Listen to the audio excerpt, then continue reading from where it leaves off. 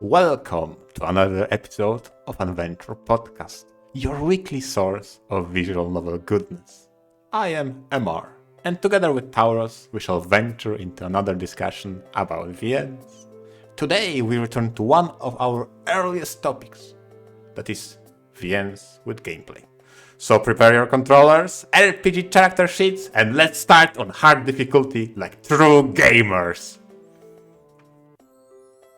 I don't think you're going to find many examples of capital G gamer hard difficulties in visual novels. True. But, no matter how strict or loose your definition is of visual novels, there are some that feature gameplay. And there's one title I've been reading lately called Little Busters. It's a pretty famous work, it being from the developers Key, which I have not read any of their titles, actually. In all my years of reading visual novels, this is the first Key VN I'm stepping into. And one of the big reasons that drew me into this one in particular was that it has a baseball minigame. So as far as the story goes, main character, his name is Nikki, and he is just a normal guy attending high school with his friends. And one day, out of the blue, their leader announces they are going to make a baseball team. And so they follow along, and as far as I can tell so far from reading Little Busters, this VN is about them practicing baseball together and having a normal high school daily life, and it will probably lead to a lot of character development with himself and with his friends in the future.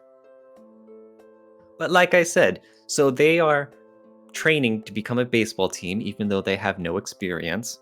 And part of that is that the main character will bat some balls. Yeah. Okay. And so it turns into like an actual game, if you can see on one of the screenshots that's scrolling by on the video, where you are standing over the plate and then you can move around a little with the arrow keys to reposition yourself. And then you click to swing. And hopefully you'll connect with the ball and you will level up and gain stats the more balls you bat. And if you can also target your hits to certain parts of the field to your teammates standing around, you'll get even more experience and they'll throw it back and then you can hit that and you can keep chaining it along. And the better you do, the more you level up your stats. I really like how this baseball minigame ties into the story. Because your other friends are also out and about on the field, either fielding the balls or they're on the sidelines practicing. And if you hit the ball to them, they react in their own different little ways. For example, there are a whole bunch of stray cats also on the field. Oh, okay. If you hit the ball and you accidentally smack one of the cats and knock it out and it has the cuckoo birds over its head, Rin will get really mad at you. And it's a very neat tie-in to how the characters act and how their personalities come out, not just in the story segments, but in this little gameplay part as well, Because that's I'm listening intently to you describing the gameplay element, and the first question that comes to my mind: how much of a feedback loop there is between the typical, fully visual novel scenes and events and the gameplay portion? How the one influences the other? I can't say for certain because I'm still reading it. I'm still going along. I do know that there is a baseball game coming up that they've scheduled with an actual baseball team. Oh, God. And so they're practicing, and I'm pretty sure that the stats you build along the way determine how well they perform against the enemy team. I see. And if they can win or not. I believe so. I'm not entirely sure. I'm still reading this, and I haven't gotten there yet. I mean, the first thing first, I haven't read any visual novels. So I come from perspective of someone who doesn't know this title or any other key titles whatsoever. Now, listening to what you're saying and trying to deduce together with you, because this is not a title you finish. No. This is an ongoing reading right now. Is that correct? Mm-hmm. So, we both trying to understand its purpose for the sake of the story and its feedback loop with it. Mm-hmm. As far as a sense of purpose, I very much enjoy it. I think it's a fun and unique selling point of the visual novel because number one, it's most VNs shy away from gameplay. Yeah. And I think a lot of people prefer not to have the gameplay segments, but when it ties in as well as the story, I'm willing to give it a pass because number two, the VN's entire premise is that they're forming a baseball team. It hits differently between just reading about their experiences playing baseball and you just swinging the bat, kind of feeling a little I bit see. more sure each time. Because they practice several times. Already I'm up to like about a dozen of these training sessions where the pitcher throws the ball and you swing, and sometimes you miss him completely, and other times you hit, you connect, and you can get it to the part of the field you're targeting. Okay. Also, the pitcher, Lynn, is developing her skills as a pitcher too. And she can start busting out some special moves. Oh my god, you're right, because that's probably a very anime-like thing to do, is to introduce special skills and moveset, which is reminiscent of some RPG elements, right? Haha, totally. So yeah, and this, so far how you describe it to me, reminds me a lot of Yumina the Eternal that I talked about in the gameplay episode before, in which characters had to practice the aspect of their school club activities. In that game, it was speech. So they were in a politics and persuasion kind of deal. So the gameplay was around how can you use arguments to win over battle. And you had your stats, you had the mood, you had counter arguments to summon arguments, and you kind of practiced in an RPG level because those were presented as skills. So you had a counter argument was a skill to use when the mood was appropriate to use it. Yep. It's funny you mentioned that actually. Because Little Busters also has some stylized fights as a turn-based role-playing game, like what you described. There are many times in Little Busters, two characters will duel off each other in a fight. Okay. And when they do, like the entire interface changes, and both the characters like have health bars and all their stats and the equipped weapon. And then there's a turn-by-turn fighting where they use certain attacks and voice clips to try to inflict damage on the other character. And then you can see a battle log going on in the text log. Oh god. Like, Lynn attacks, and George jumps from the higher ground. Earthquake attack. Nikki takes 332 damage. Okay. I'm not actually sure if these are random or not. Okay. I haven't really checked. If it is random, then I have to really give props to Key for coding all of that. But I mean, it's really funny to go from something that, probably a lot of VN fans have grown up playing those role-playing games. Yeah, exactly. Yeah. Especially, considering this was released in the, 2000s, right? Oh god.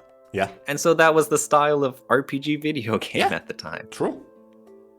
Especially the screenshot that showcases the character name takes a reminiscent of the old way of presenting that user interface. Oh my god, yeah. And then all the characters have the little voice clips just like in an RPG. Oh god. Like they have the one where they get hit, where they shriek in pain a little, where they go, yatta, as they charge.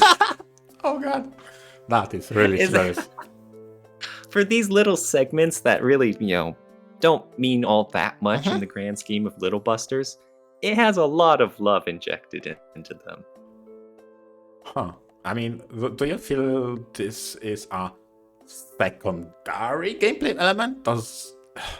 I struggle to put this one, the dual one, into its purpose? Or is it maybe just a quirky and nostalgic trip for those readers?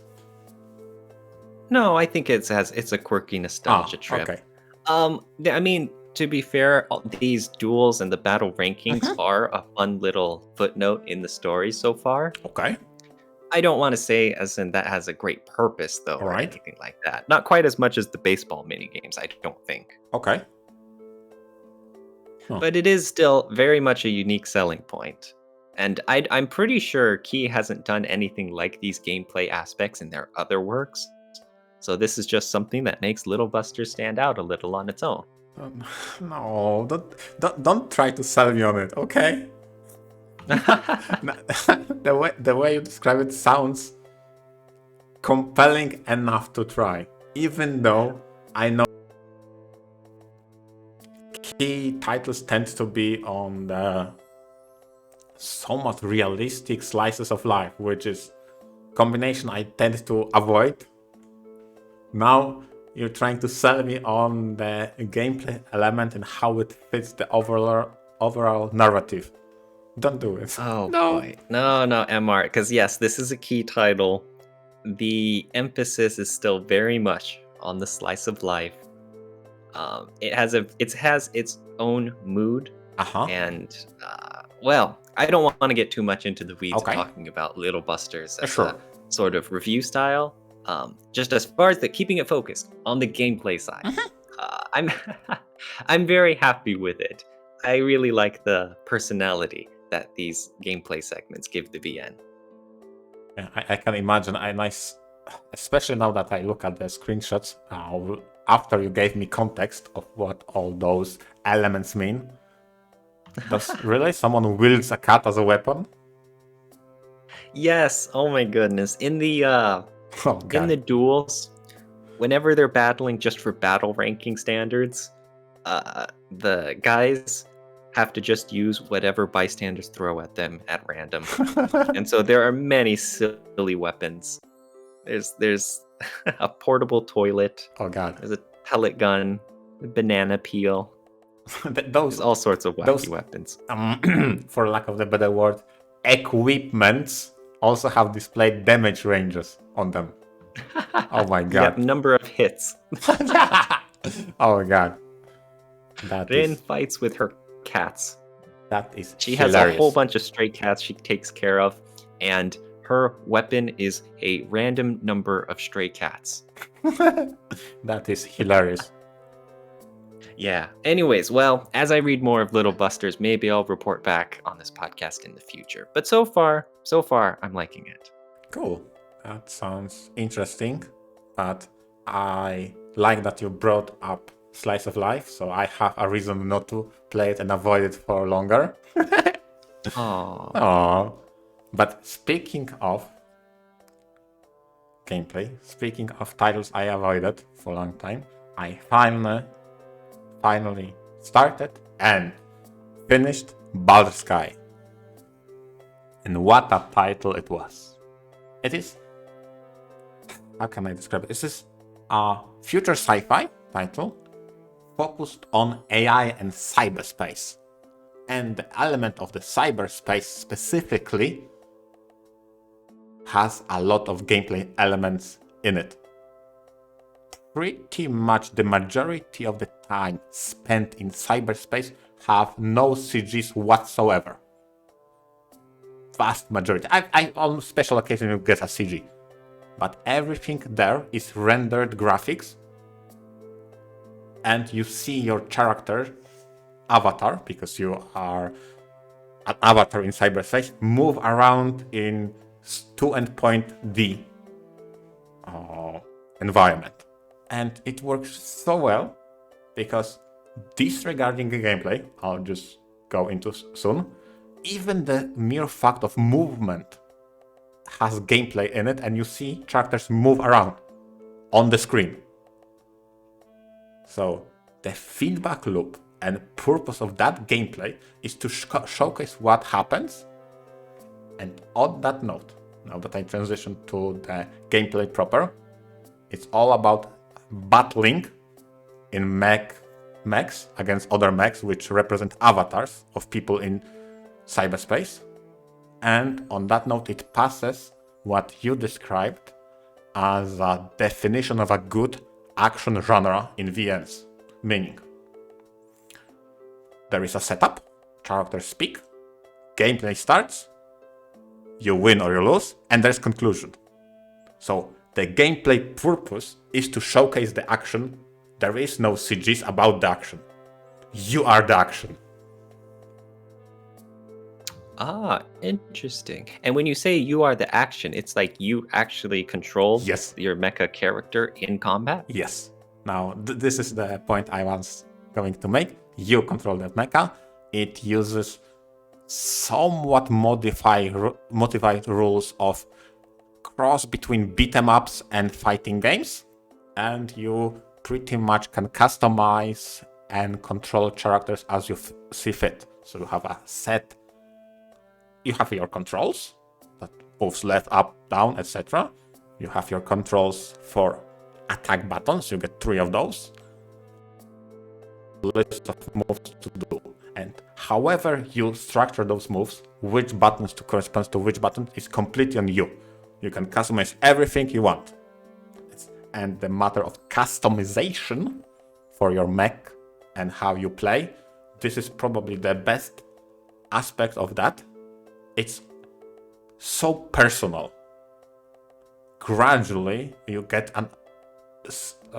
introduced to more mechanics, more movesets, and you grow in understanding of how to utilize all of that, how to navigate the cyberspace, and you learn how to play better and better.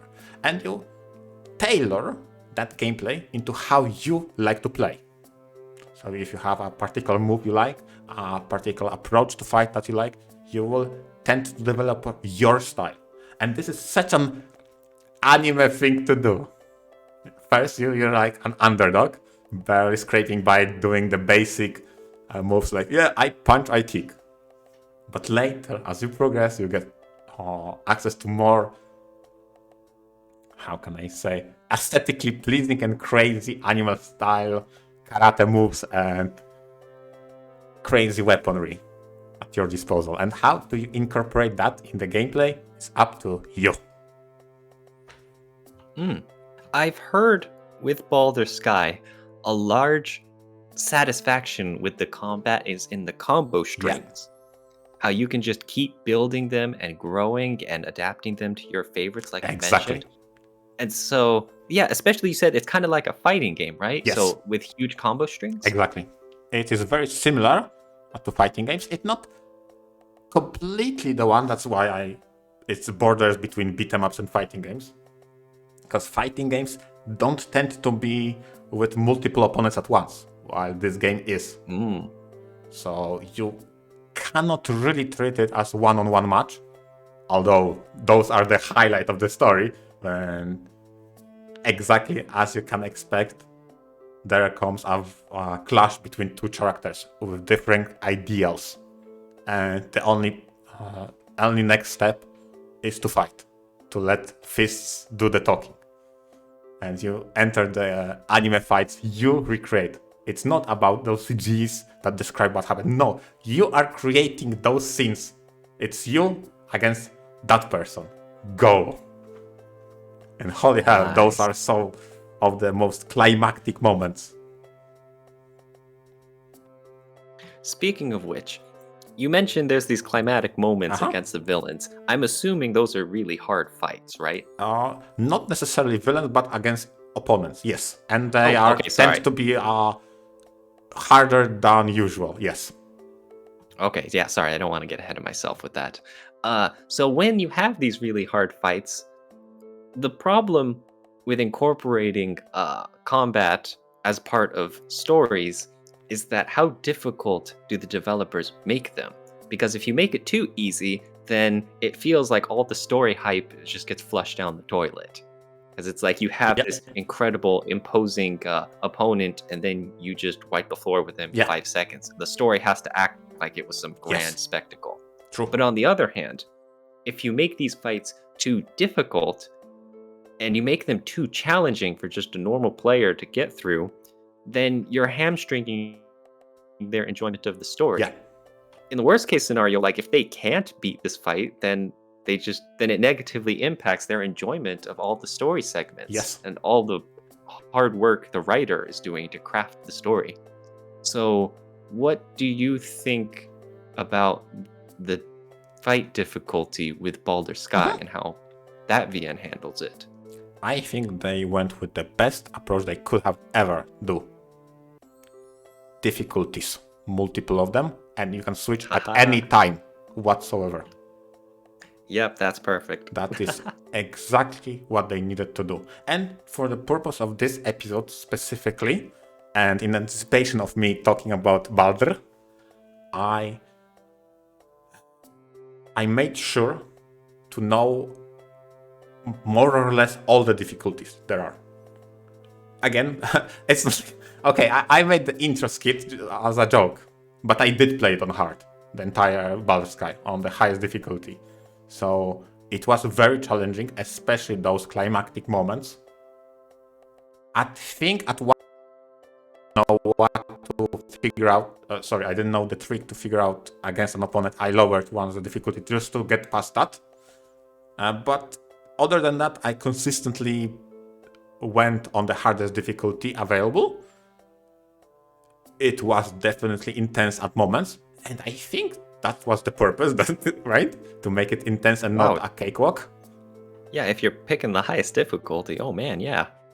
I did play some playthroughs on lower ones, so I see how much more leeway the game gives you for the decisions you're making. I think they scale really well with the AI and statistics. So for example, it's way more rewarding if you perform a good combo on lower difficulties than on higher. So on higher it's pretty much mandatory to do, while it's very above expectation on lower difficulty, etc., etc. But I think it is well balanced if you pick a difficulty suited for you. So for example, you made a point, if it's too easy, it would be a cakewalk and you won't get emotional response. Fair enough, but maybe there are people who don't really get that satisfaction anyway. So for them, it won't be... It's way more frustrating getting stuck rather than having those climactic moment and intense fights. I think because they gave you 5 difficulties from very easy to very hard, you can tailor your experience. And I think that was the best they could have done. I really like that system. I see. Yeah, I have to agree. Usually, in dedicated video games, the difficulty slider comes with its own slew of problems. Yes. But as you describe it with Baldur's Sky, when it's just one part of a whole visual novel with the whole story aspect as well to consider, yeah, a difficulty slider sounds perfect. Exactly. And I can't stress enough the fact that you can change it at any point. You don't have to say, oh, this is a hard playthrough from start to finish. No. If you get stuck at one particular point, and for some reason you don't know how to pass it, you can lower the difficulty, pass it, and either rise it back again or just accept lower, for not to get frustrated in the future. You have full control, and I do believe for the majority, if not for all the video games, including visual novels, more options is always better. It's hard to have more options because it demands more from developers. I get that, but it's always better to have more options. And in my opinion, they did an amazing job both on difficulty front and on the gameplay front. You have so much choices. You definitely will suffer from analysis paralysis if you approach the game as I did. And I constantly switched, experimented. I spent so much time in training mode in this game. I can't describe it. overall, when I finish the game, and by finish I don't mean reach the true ending, I mean 100% of everything, it took me 200 hours.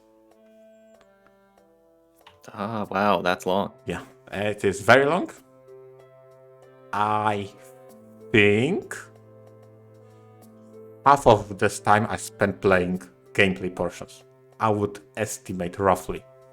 But again, this I don't have proof for that. But I know that there was a lot of gameplay segments, a lot of reading segments. They really nicely tied together both aspects.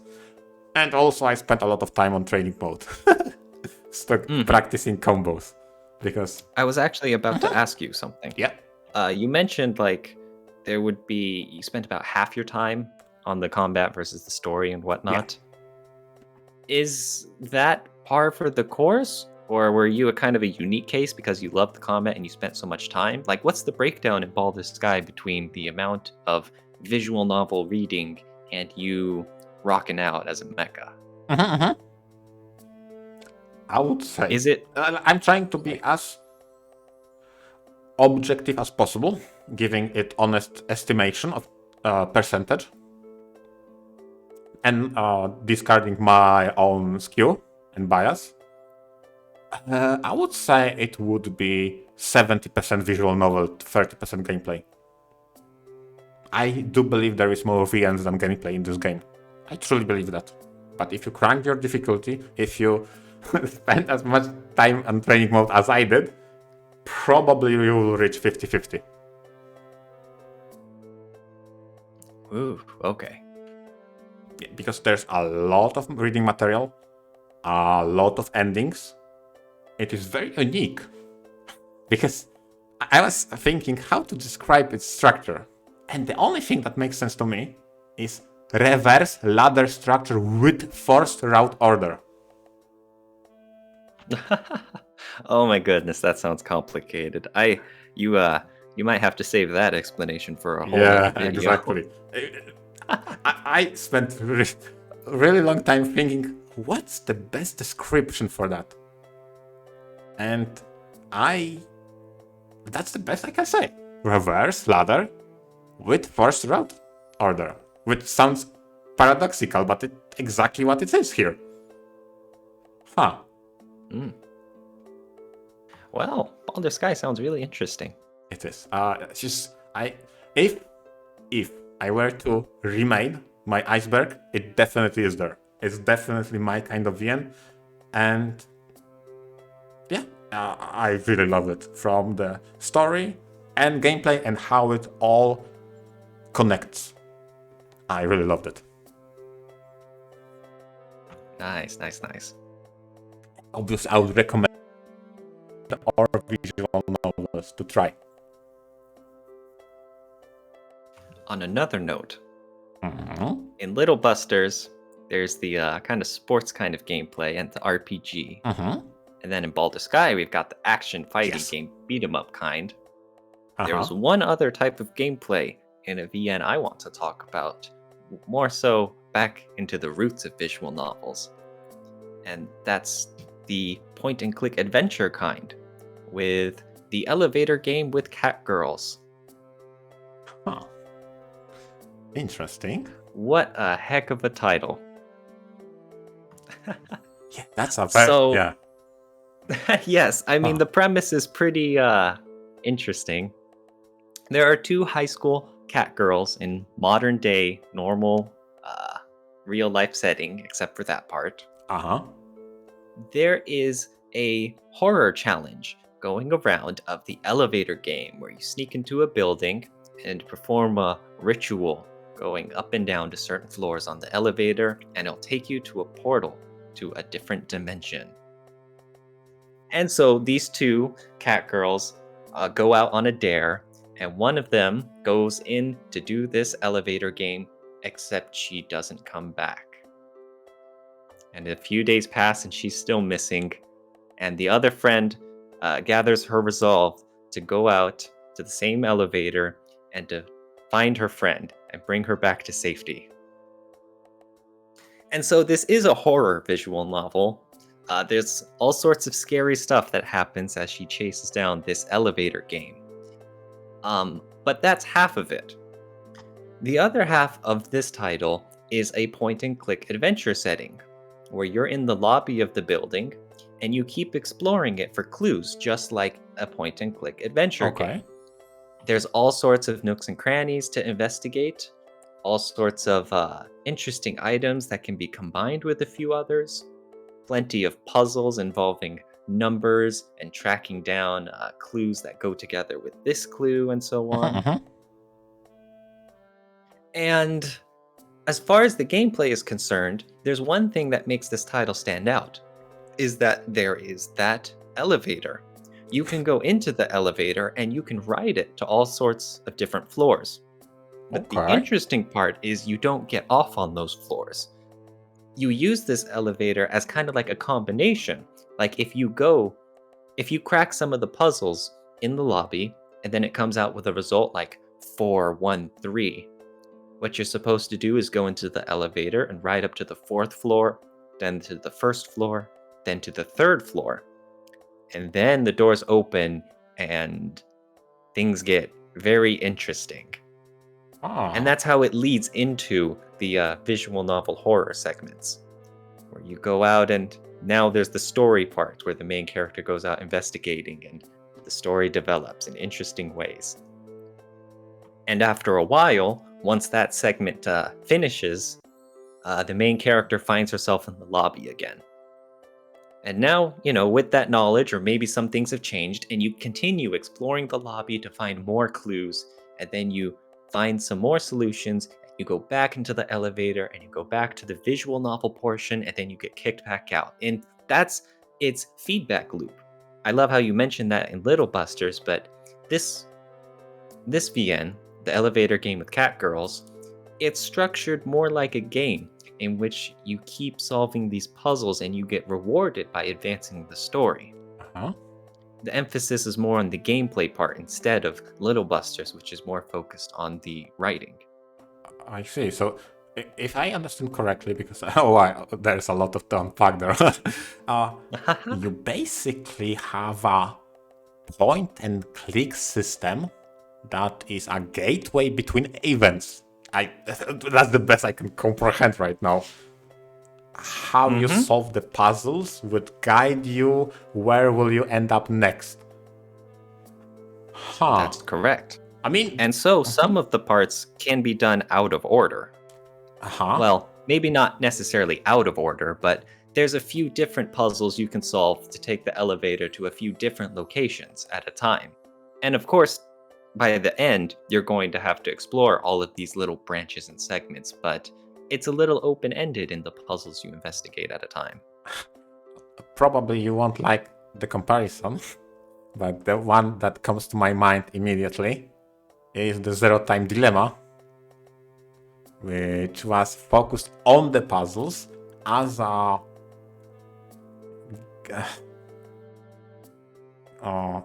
gateway.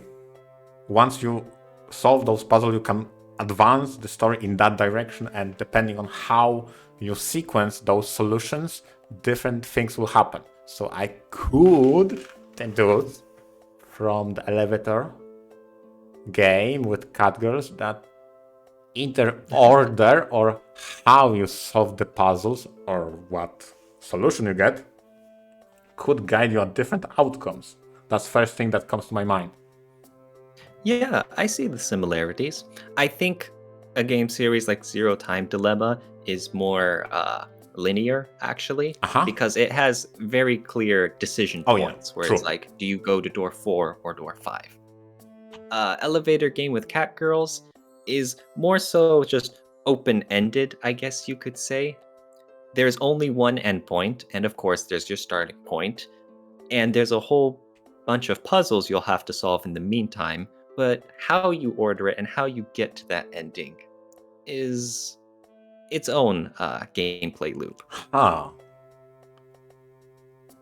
Okay. That sounds very intriguing. Yep, usually for point-and-click adventures, it's you investigate one room, and then you maybe unlock the door, like in Zero Escape. And then you move on, and then you go into a different room. Yeah, Then you yeah. investigate those puzzles, and then you move on.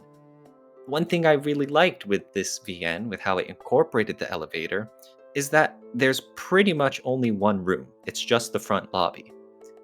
And so That's clever. you keep exploring through the elevator, and then you keep getting kicked out back the lobby, and it doesn't feel boring. It feels like you just keep mining this lobby for new clues and new leads, and then you find something, and then you go to the elevator, and then you have a new adventure, and you come back. It's like your stopping point in all of the wild stuff that happens in there. And I guess the elevator could give you more context of what to search in the lobby.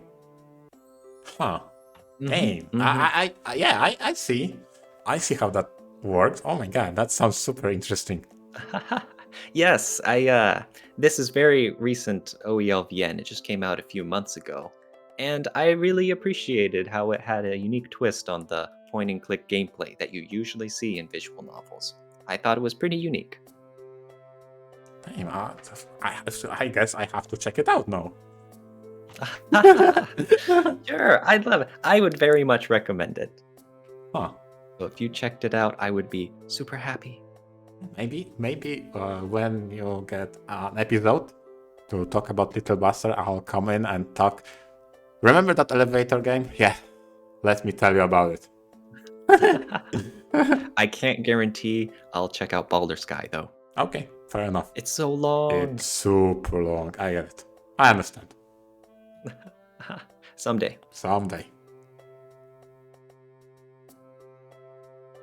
And with that being said, I think we reached the ending point for our episode. Thank you very much for all our listeners. I hope you have a nice day, and goodbye. Thank you, everyone. See you next week.